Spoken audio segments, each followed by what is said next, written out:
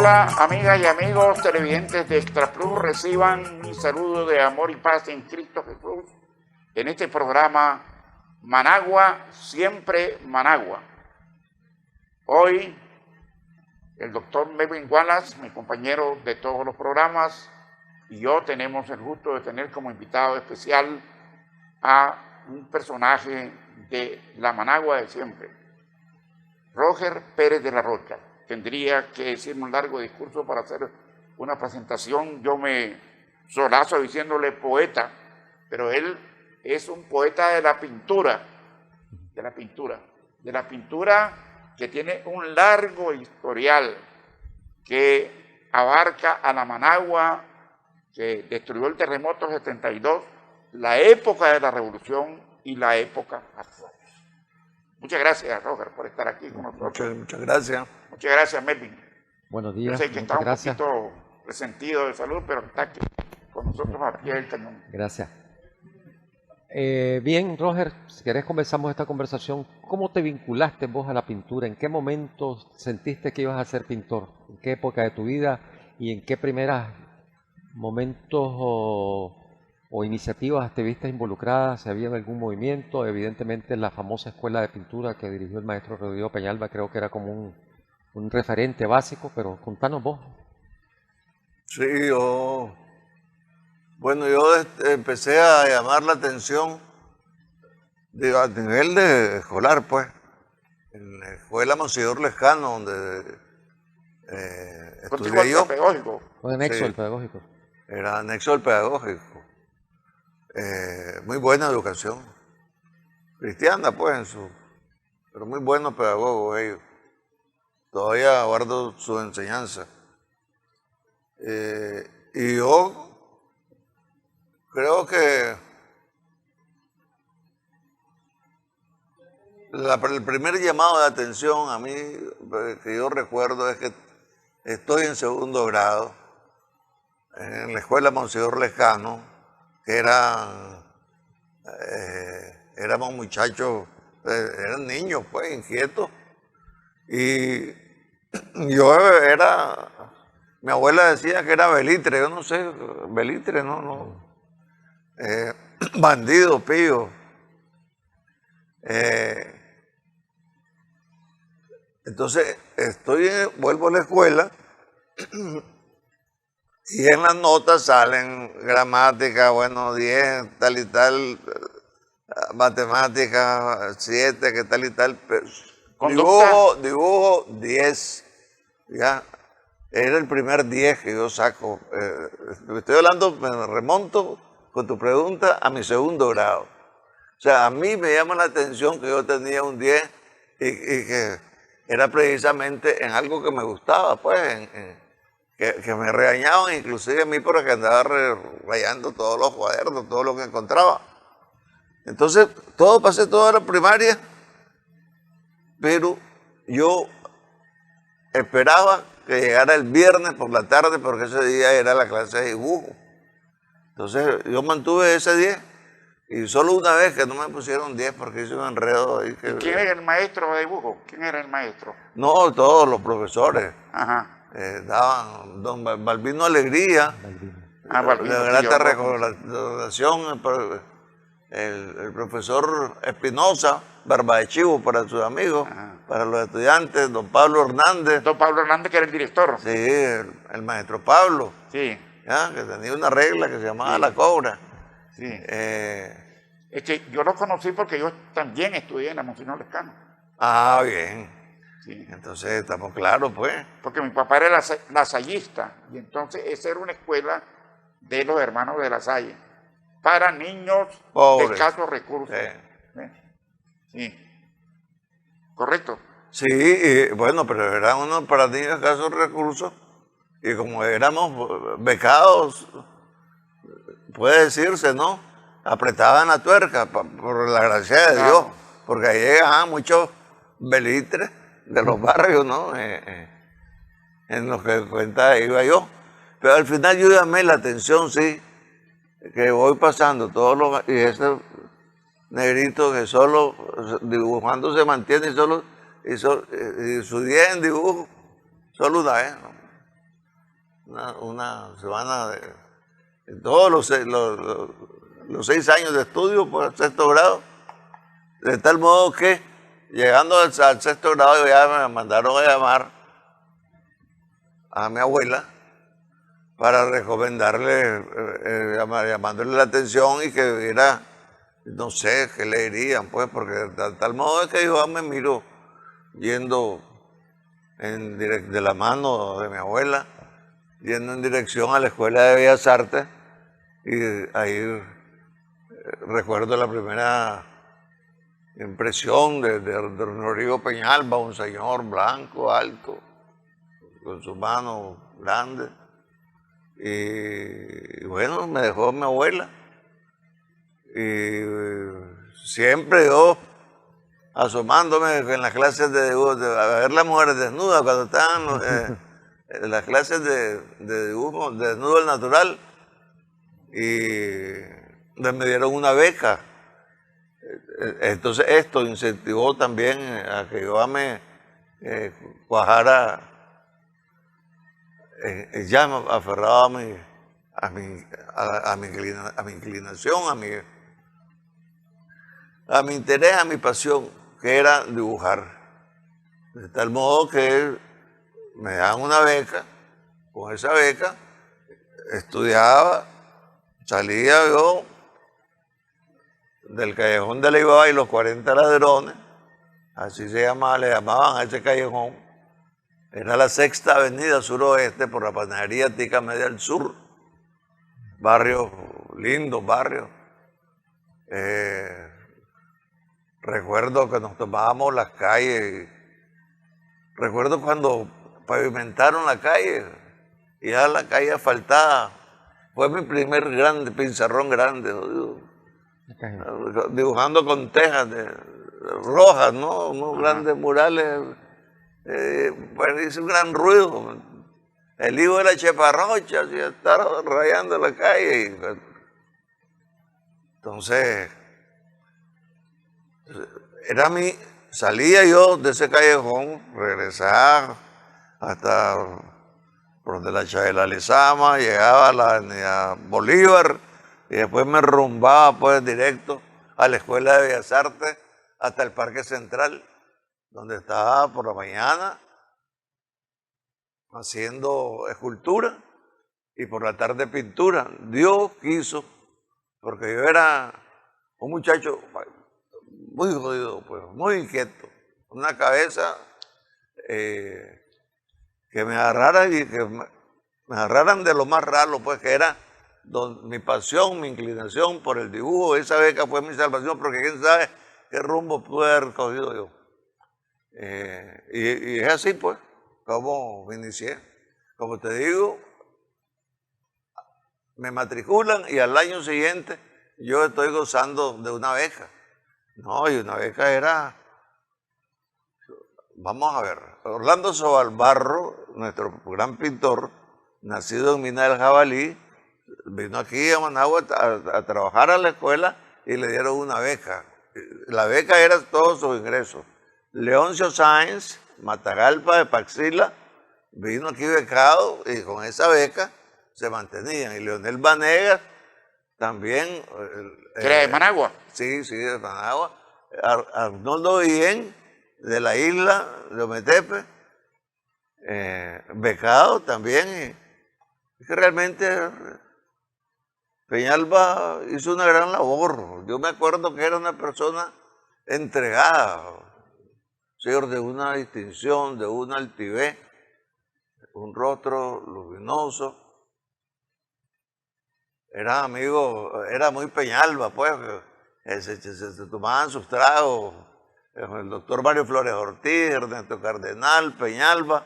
En la casa de Peñalba era donde se reunían, porque era muy alegre él, pero entregado sí, porque se esmeró en formar Guillén, Sobalbarro, Leoncio Sáenz, en fin, la pintura nicaragüense, Dino Aranda, hasta Armando Morales, pues. Canales. Canales. Qué sé yo, pues toda la pintura moderna, pues. Izquierdo todavía, porque Izquierdo era de guatemalteco, pero vino a estudiar a Managua. Ah, él se vino a ser pintor a Nicaragua, César. Allá había estudiado, pero también vino aquí. Ajá. Como estuvo aquí estudiando Carlos Caña, el más grande o el más famoso salvadoreño, y se vino a estudiar aquí. Es que estar estudiando con Peñalba era como estar estudiando en Italia, con el mejor profesor, porque Peñalba era buen profesor. Era italiano de origen. ¿Eh? Familiarmente era italiano. Sí.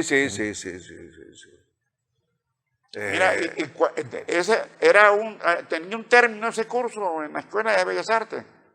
No, era libre, pero de 4 o 5 años había una Silvia Díaz de Huaco, una señora, pues una mujer, yo la veía pues como era mayor que yo, porque yo estaba muy cipote. Esa estuvo también por largo tiempo. Pero, ¿qué te digo? Después yo fui a estudiar, salgo a estudiar a España o a San Carlos de México para hablar de otras escuelas. ¿Y qué es? Escuela, aquí teníamos no sé quién, aquí teníamos a Peñalba.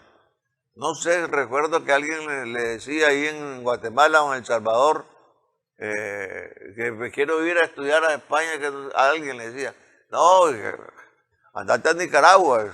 Yo lo escuchaba, andate a Nicaragua, porque ya Peñalba empezó a proyectarse. Izquierdo guatemalteco, Carlos Caña salvadoreño, que aquí estuvo, pues ya. Perdón. El más famoso en Costa Rica, Rafa Fernández, también estuvo aquí. Así es que tuve esa suerte, pues. Tuve esa suerte. ¿Cuál fue tu primer cuadro ya que lanzado al público? Ah, bien. La primera exposición que yo te contaba que el segundo año ya tenía una beca. Entonces esas eran ya clases avanzadas, ya, desnudo, perspectiva, anatomía y paisaje. Entonces ahí es donde te contesto la pregunta. Peñalba nos llevaba a pintar paisajes y que escuchen, ojalá me escuchen estos profesores o todos estos pintores. Nos llevaba al terreno. ¿Me explico? Era culito en tierra, ¿me entiendes? Cada quien nos llevaba ahí a Río Sol, y los muchachos aquí con su lienzo y con sus colores, con un palo de jocote, porque íbamos a pintar el paisaje nicaragüense, el verano nicaragüense. Yo miraba y este señor, decía yo, este maestro está loco, ¿qué vamos a ver aquí? Nada, que esto está seco. Que es Peñalba, ¿verdad? Y entonces cada quien se acomodaba,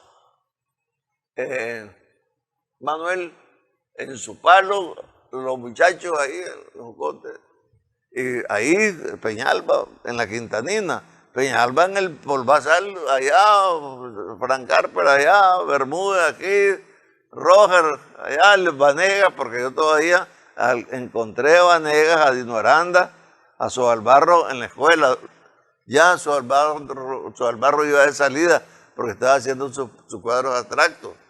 Entonces, mis primeros cuadros fueron esos paisajes, que ahora que tengo alumnas, 3 o 4.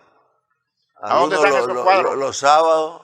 No, si una vez yo lo quise esos paisajes pero Dios mío. Bueno, alguien me lo compró, me acuerdo de un paisaje que es el nicaragüense Sol de Encendido Oro. Es que nos enseñó a enfrentarnos al paisaje, a sentir el sol y el polvo y el blanco calizo, las tablas pintadas de cal. No, eso brillaba con el sol, ¿ya? Y los árboles de mango, y con espátula, Esos fueron mis primeros cuadros. Y excelentes pinturas. Dino Aranda, me acuerdo, unos árboles, unos palos, ¿me entendés? Altos, sin hojas, ramas secas contra el cielo, de un dramatismo. Entonces eso, veía Peñalba y eso empujaba a Peñalba, nada de paisajitos, de islas de ensueño, que nada. No, pues, el nicaragüense es soldo encendido solo. Eso nos enseñó Peñalba. Por eso es que la pintura nicaragüense, somos muy nicaragüenses, realmente conmigo casi que termina. Porque ya después, hasta aquí, y tenemos, con todo eso, yo soy el único sobreviviente. De esa escuela de Peñalba. Muy chirizo. Sí. ¿Ya? Y tengo el compromiso de enseñar, pues. Bueno, hacemos una primera pausa en este programa en el que estamos conversando con Roger Pérez de la Rocha. Ya regresamos.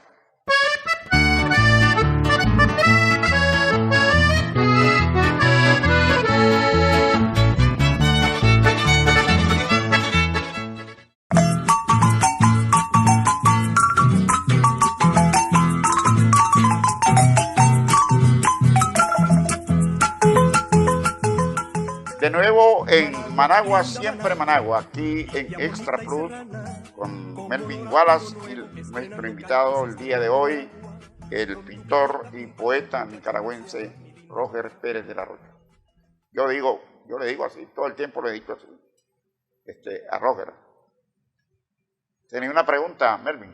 Sí, Roger, para ubicarnos por épocas, si tuviéramos que hacer una radiografía del movimiento pictórico de las escuelas que había, de la galería, de las exposiciones, de los concursos de pintura, de las visitas internacionales de otros pintores, ¿cómo nos describirías Managua en esa época? ¿Cuántas galerías había? ¿Siempre se seguía conservando la Escuela de Bellas Artes? ¿Ya estaba todavía el nuevo director en funciones? ¿Quién era? Hacernos una semblanza de la Managua en 1970. Bien, entonces me ubico yo en 70, sí, antes del terremoto. En el 60 y pico, 67, usted fundó la Praxis. En el 67, precisamente, yo estoy en la escuela estudiando pintura. Ya Vanegas ha salido, porque en el 67, Alejandro Aróstegui, que venía de Europa, Amaru Barahona, también venía de Europa, estuvo en la Unión Soviética o algo así, ¿no? No había ido a la Unión Soviética, habían estado en Europa, en España y en Alemania. Sí. ¿Y quién más? César Izquierdo. César Izquierdo formaron el grupo Praxis. Amaru, César y Aróstegui. ¿Dónde está ubicado físicamente esas primeras instalaciones del grupo Praxis? Bien, entonces ellos arrancan el grupo Praxis con una declaración, pues, de aquí comenzamos como grupo y qué tal el otro. Gracias a que un hermano Alejandro era secretario de prensa del René Chic, ¿ya? Entonces el René Chic le había concedido una partida a apoyo a su hermano para que hiciera una galería. Entonces esa galería Praxis, que la fundó con César Izquierdo, y César Izquierdo, y bueno, está Ana Michelle Nally también, ¿no? Sí. Mujer, Leonel Vanegas, se abre la Praxis, pues, pero inmediatamente acoge a los jóvenes, que eran Soalbarro, Vanegas, Dino Aranda, que se fue a los Estados Unidos, que era brillante, y después se disipó, porque yo lo he buscado y no lo había. Entonces ya están exponiendo en Praxis. Yo me acuerdo que era estudiante, y Peñalba decía, Roger, cuidado, te vas a enredar vos, porque ellos están haciendo una pintura sucia, que esto y que el otro, porque Alejandro hacía mucha veladura, usaba mucha veladura, pues. Y yo solo recuerdo, pues,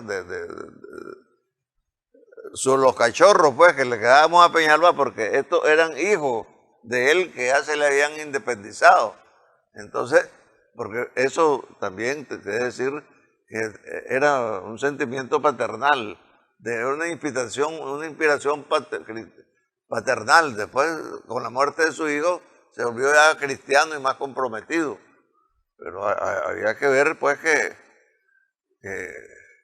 los pintores nicaragüenses, la pintura nicaragüense en su mayoría está hecha por gente del pueblo. Está hecha de gente becada, de gente pobre, salida de las selvas, de la Mina del Jabalí, de León Susáin, de la isleta, de Ometepe, o de las barriadas de Managua, o Banega, y después yo, ¿ya? Además de la escuela Praxis, de la Galería Praxis, y un poco escuela también, ese movimiento con su propio, como decís vos, su proclama, su manifiesto.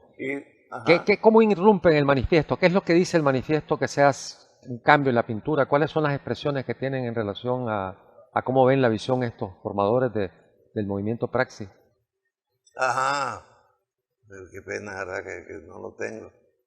Sí, no, ellos hacen Amaru era marxista. Sí. Entonces, más o menos, con un sentimiento... La pintura al servicio del pueblo, al servicio del cambio. Se interpretaba ese manifiesto dialéctico era el término, ¿verdad? Como una exposición frente a Peñalba. Bueno. Frente a Peñalba. Sí, exactamente, porque era una liberación, pues, de la escuela. Y Peñalba, aunque Peñalba lo resintió, yo recuerdo que sí, ese comentario, los cachorros que le quedábamos a Peñalba, advirtiéndonos, ya y cuidado con el guaro, porque Vanegas mucho tomaba y todo. La verdad que todo, eso estaba rociado de ron, pues, herencia ariana.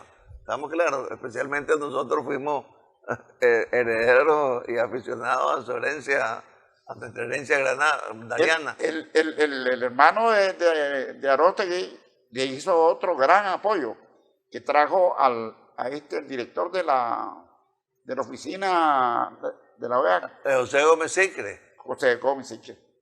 Fue un acontecimiento que José Gómez Sicre estuviera aquí en la Galería Praxis. Sí.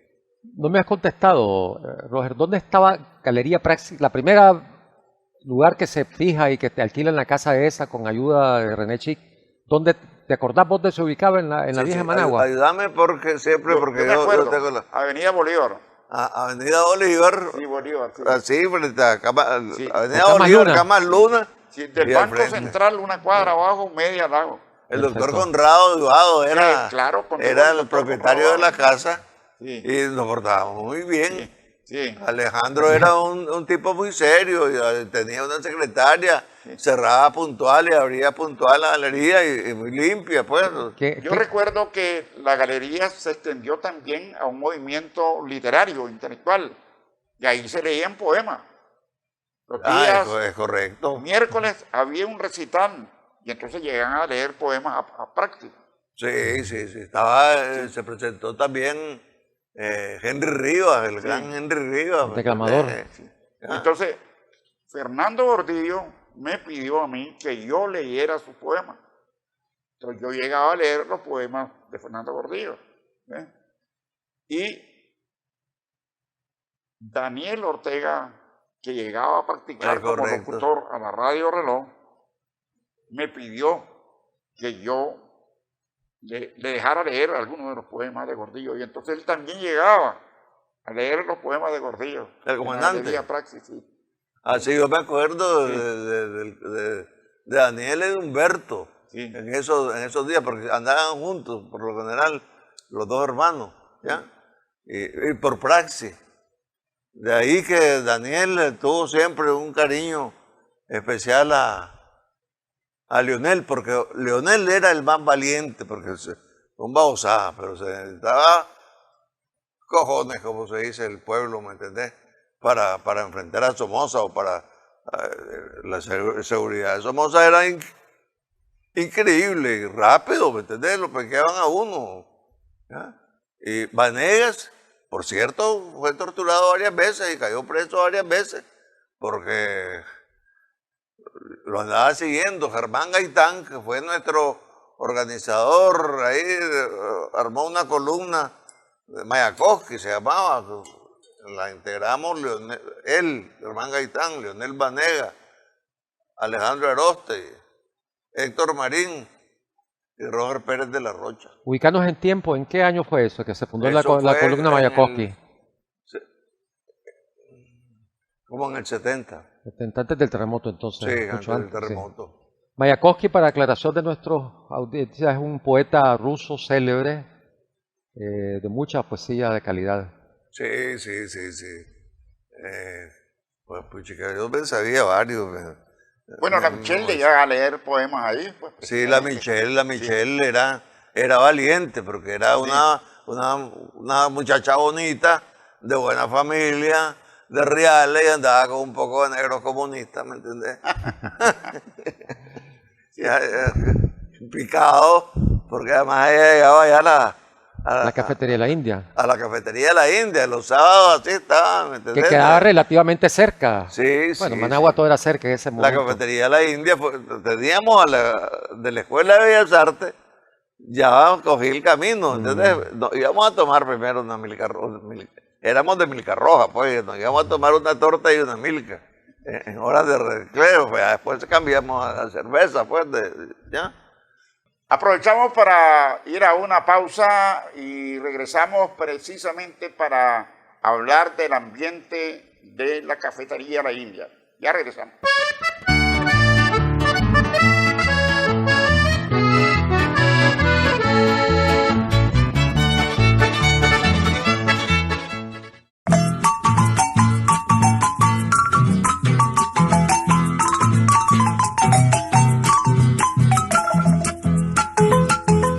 De nuevo en Managua, siempre Managua, aquí en Extra Plus con Melvin Wallace y nuestro invitado, el poeta, gran pintor nicaragüense, Roger Pérez de la Rocha.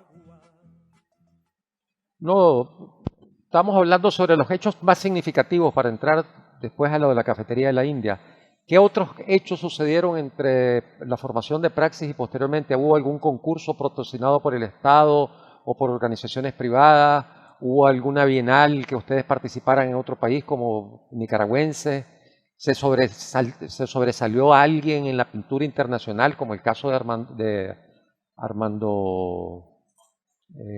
Bueno, aquí lo que nos pasaba es que ya tenemos Morales triunfando.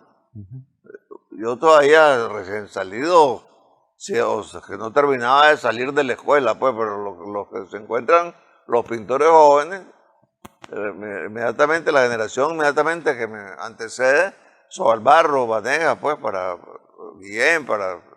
los más destacados, Izquierdo.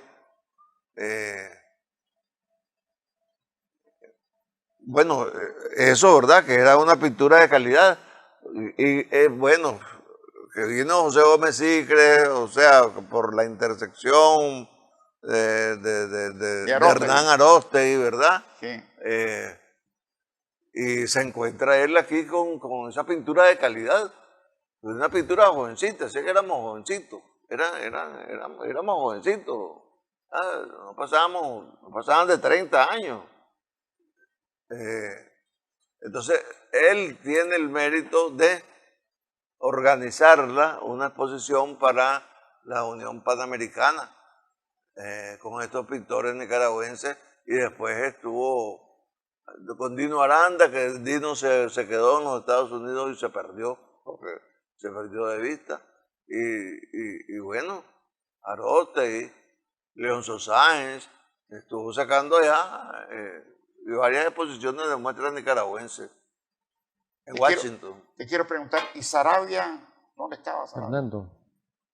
Bueno, Saravia me dio clases a mí de escultura. Él es pintor y escultor, y muy buen pintor también.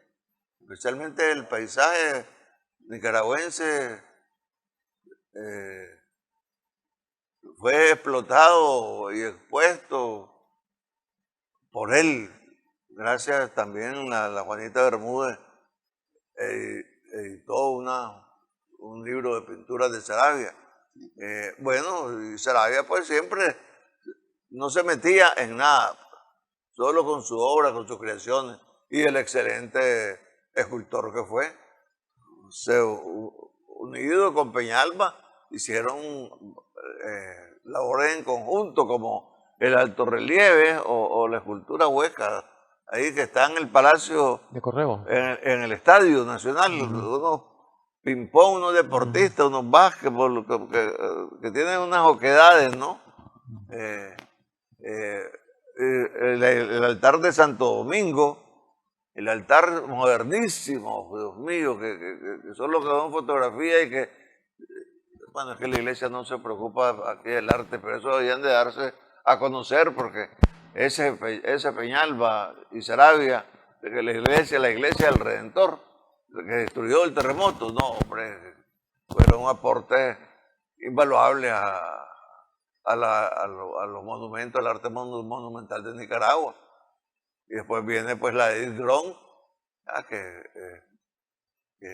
formada en Nicaragua con Amador Lira, y después se terminó de ir de estudiar a México, que es nuestra gran escultora, nacida en Dinamarca, Edith Grón. Entonces hablemos de la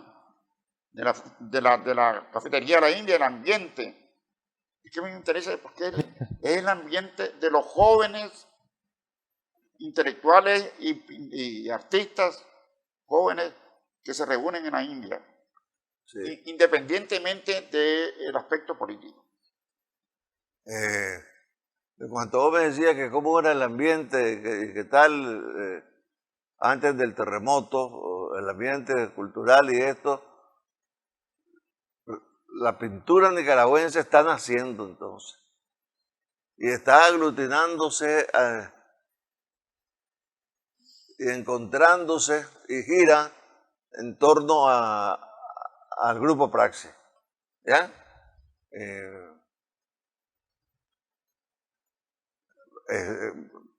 Y llama la atención dentro de la sociedad o coleccionistas que se han acostumbrado a comprar pues o a traer reproducciones, que por ejemplo traían esas de reproducciones italianas o españoles, de ese arte de pintores de domingo, en grandes salas, pero totalmente incultos, ¿no?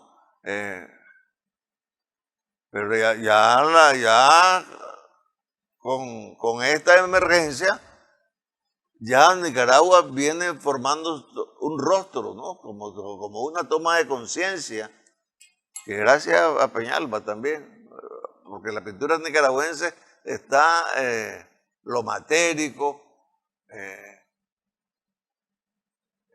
está ligado al verano, a la tierra, a los volcanes y todas las cosas, en Aroste y en Izquierdo, en todo, en Guillén, en todo se ve, me explico, el paisaje imponiéndose. No es un paisaje bellaco, atardeceres ni que nada, no, sino que es un paisaje polo a tierra, una pintura volcánica.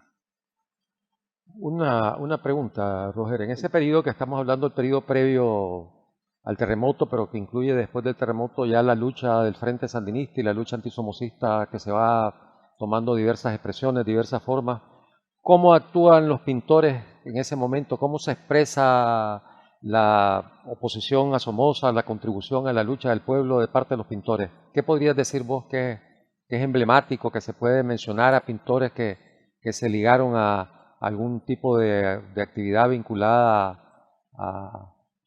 a ese clamor que se fue realizando a partir del terremoto y que terminó en el 78 con prácticamente con pues, después la insurrección de diversas insurrecciones y diversos movimientos. Decía el coronel Urtecho que no es lo mismo que el artista se meta en política que la política se meta en el arte. Pues aquí nos metimos en política. Ya hablaba yo de Germán Gaitán, ¿verdad? Aglutinando en una célula Mayakovsky, pero ya había una toma de conciencia. Uno, que hay una toma de conciencia al nicaragüense, una a nuestro sol, uno a nuestro paisaje, a nuestro verano, hueputa de hombre viejo. Pintura fuerte, ¿me entiendes? Una pintura matérica, volcánica.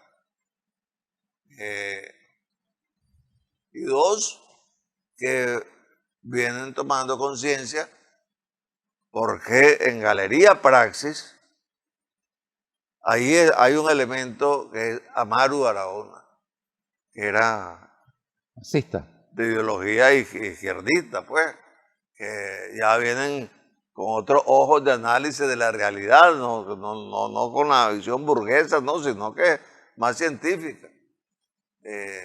Pero no era nada, porque nunca recibimos o recibí yo una orientación, pues, que política, que ahora vamos a pintar esto para...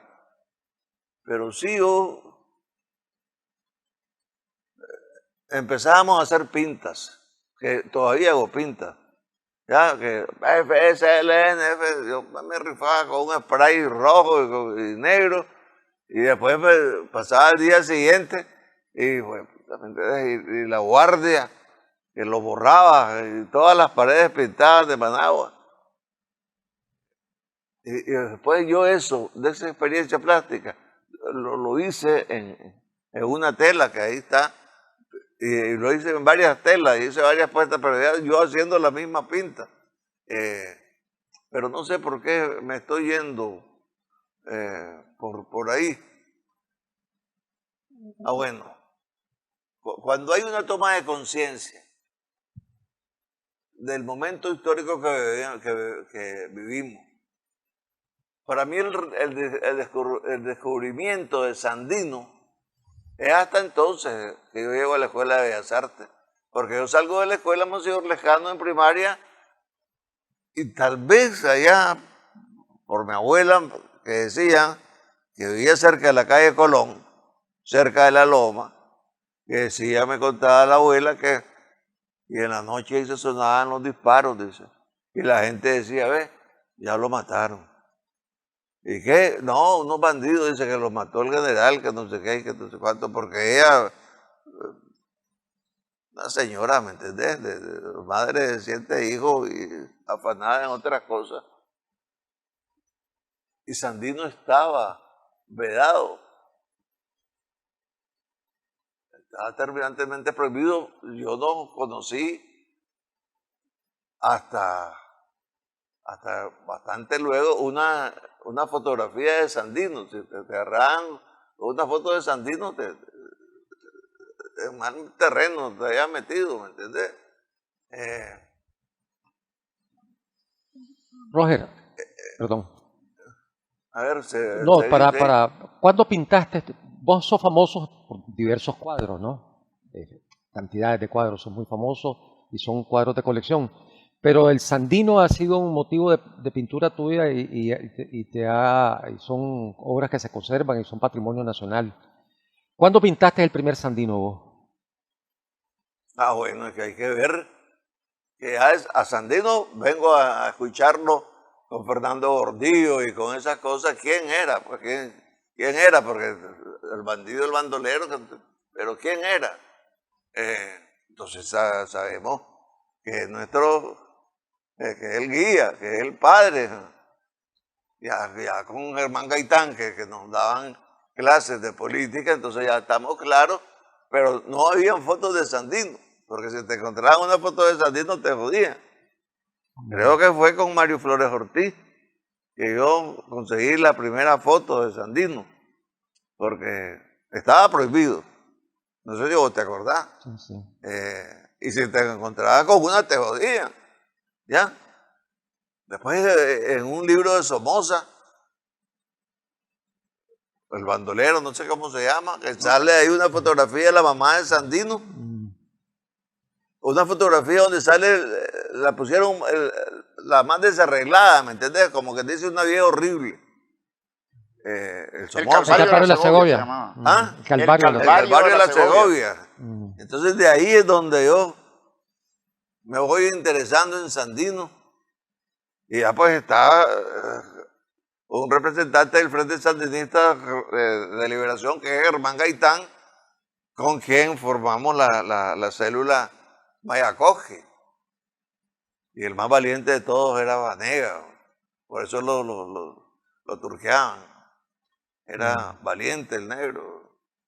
Porque al final se nos corrían mucho porque éramos comunistas. Todos decían sandinistas, éramos comunistas. Y Sandino era prohibido, pues ya. Hubo un Sandino que yo pinté, el primero. Hice algunos bocetos míos personales, así, ¿verdad? Como que dice tal y tal, con una foto mal tomada. Yo decía, no, pero ya con una foto, Silvio Conrado Gómez me encargó una foto. Tomá, me dice, y tenés cuidado, oído, porque te agarra la guardia de Turquía. Entonces, porque Sandino era, estar pintando a Sandino, ¿me entendés? Era una buena penqueada, ¿me entendés? O era peligro de muerte. ¿Ya? Y te voy a dar a hacer ese Sandino, me dice, aquí te doy 300 pesos y hacen un Sandino pero que nadie te lo mire, porque lo quiero para mí. Pero Silvio estaba joven, pues, ¿me entendés? Era otro muchacho. Después cuando yo voy a México, ese fue el primer Sandino, que aquí lo ando ahí se lo voy a dejar a Manuel Espinosa. El primer Sandino que yo pinté. Por casualidad, Silvio era compañero de Amaro Barahona, como yo, en la Facultad de Economía. Ajá. Sí, sí. Hombre, entonces Sí. estamos hablando de los que nos preceden. Sí, vamos de nuevo a una pausa en este programa Managua, siempre Managua, con el pintor Roger Pérez de la Rocha. Regresamos para abordar el tema que habíamos planteado anteriormente, que es el ambiente en la cafetería La India. Ya regresamos.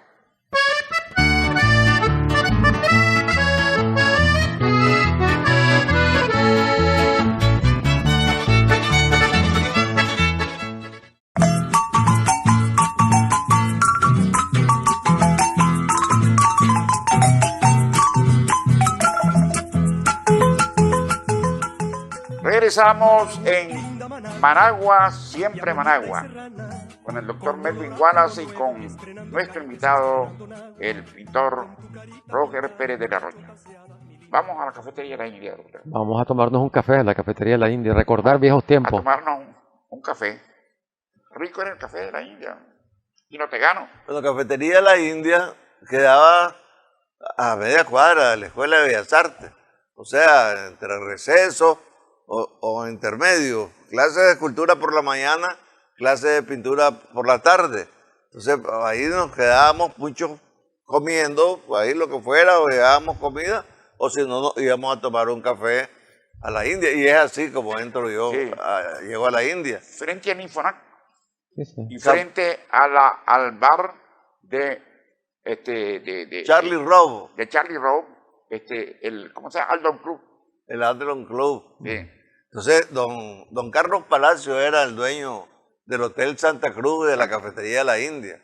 Sí. Ahí era realmente todos los días, prácticamente. Iba yo a comer algo en intermedio, porque yo estudiaba arte por la mañana y por la tarde. ¿Quiénes llegaban? Bueno, era un ambiente rico. llegaban periodistas, llegaban los periodistas venían Hermógenes Valladares, Edwin Illeja, venía Roberto Cuadra, los poetas de la generación traicionada, que a lo mejor después cuando llegaban, Pablo Antonio fue una cosa, era... Desde la prensa. Sí, era como un papá de nosotros, como un guía, era generoso, a mí con Beltrán Morales, que no sé qué, siempre salíamos con 50, con 100 pesos que nos daba Pablo Antonio Cuadra por el poema, para Julio Cabral, Saloma Orza, no me pregunte por qué la telaraña tejió en estas soledades, antes de que perdiera la razón Julio Cabral. Entonces ahí llegaban toda esa gente y después llegaban también, además, al mediodía llegaban los pintores, Vanegas, Peliantín, porque ahí era Edwin Illeja, que también era Peliantín, venía a los Catos, se rifaban ahí, ahí se dirimían la contienda como Amor sin Barrera. Y al mediodía pues hablo de esos periodistas, hablo de poetas, Nacho Gutiérrez, pero Rafael Gutiérrez, solo gente pesada, ¿me entendés? De las tapas pesadas, hasta el poeta Carpintero. Y después también los pintores, Albarro, los pintores, las muchachas de ahí, una mesera, la Coquito, era una preciosura, pero nadie le faltaba el respeto a esa Coquito, nadie le enamoró, como que nos portamos bien nosotros, ¿no? Le perdonamos la vida. ¿Y políticos llegaban ahí? Albarro, Guillén, Julián Roque Cuadra, Leonel Rugama, llegaban al Frente Sandinista, ¿me entendés? Ahí, porque Julián Roque es poeta. Julián Roque Cuadra, Leonel Rugama Leonel Rugama ya no se diga. Fernando Gordillo, pues que tal vez una vez lo recuerdo, o 2 veces, con la Norma Vaca. ¿Ya en su silla de ruedas? Sí, en silla de ruedas. Sí. Y esa gente pues solo, ni fotografías quedaron, hombre. Aunque yo te podría conseguir alguna fotografía. Bueno, pero un recuerdo, una descripción como la que nos estás haciendo una pintura con tus palabras. De lo que era los sábados, que era una convergencia. Ahí tenías que llegar porque ahí había algo, no perecía. Si tenías plata, igual invitaba, y si no, pues te invitaban, ¿me entiendes? Era un momento mágico casi. Entiendo que llegaban algunos estudiantes de la Escuela de Ingeniería y Arquitectura, como Mario Selva, como la Rita de Franco. Arquitecta. ¿Ya? Mario Flores. ¿No se colaba algún político de esos que quería hacer y utilizar el ambiente para promocionarse? Una vez se llegó, pero a Quinchamorro. No. Y el que llegaba más era Jaime. Y Pablo Antonio Cuadra también, pero Pablo Antonio Cuadra era más, pero sí, recuerdo haber visto a Jaime y a Pablo Antonio Cuadra. Es que también nosotros haciendo salida de cruzadita, porque yo siempre me daban, le caí bien pues, y siempre me dio un trabajo para ilustrar poemas, así aprendí yo a conocer a Horacio Quiroga, a Retamara, lo que sea, y ilustraba algún poema o cuento, y me pagaban casi semanalmente, yo publicaba, iba a retirar un pago a la prensa, pero eran como 200, 300 pesos, pero bastante en esa época. Era bastante. ¿Qué otro pintor, además de Armando Morales, ha sobresalido así? Es que hay 2 tipos de sobresalir, ¿no? Uno que las galerías se encargan o que hay padrinos, patrocinadores, y otros que sobresalen por su calidad de arte, aunque no se difunda. ¿Qué otro pintor nicaragüense, además de Armando Morales y vos, que has tenido exposiciones y que tenés, podrías ubicar si tuviéramos que hacer un ranking de los 10 pintores más conocidos de Nicaragua afuera, ¿a quién ubicarías? Bueno, Armando Morales, Alejandro Aróstegui, Dino Aranda, Leonel Banega, Guillén Orlando Sobalbarro. Hay un pintor que no pertenecía a este grupo, incluso vivía fuera de Nicaragua, Omar de León. Omar de León vivía aquí en San Sebastián. ¿Ya? Omar de León, sí, porque Guillermo Ribanada, pero sí, ese era Omar de León. Por ahí va, y Peñalba, pues, porque no podemos. ¿Ya? Bueno, tenemos pendientes, poeta, su pintura. Al final, ¿qué fue lo que lo caracterizó a usted como pintor?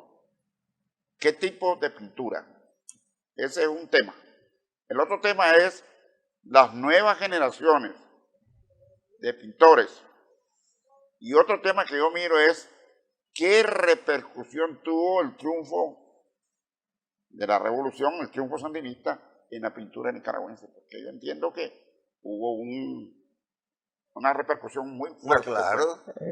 Claro, es que lo que pasa es que no es lo mismo que la política se mete en el arte que el artista se mete en política. Y es que nosotros los artistas nos metimos en el frente sandinista.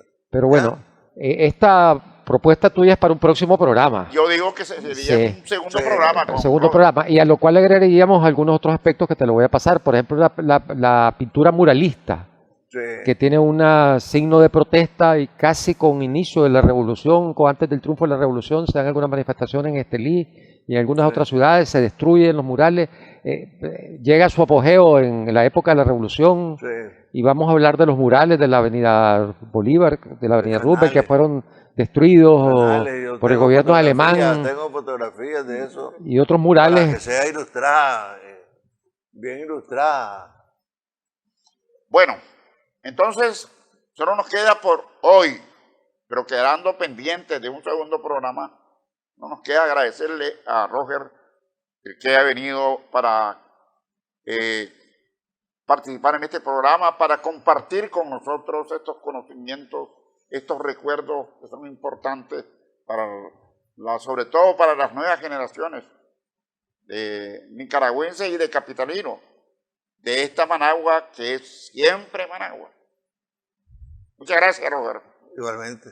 Gracias. El doctor Melvin Wallace y un servidor, Manuel Espinosa, les dicen gracias y hasta la próxima.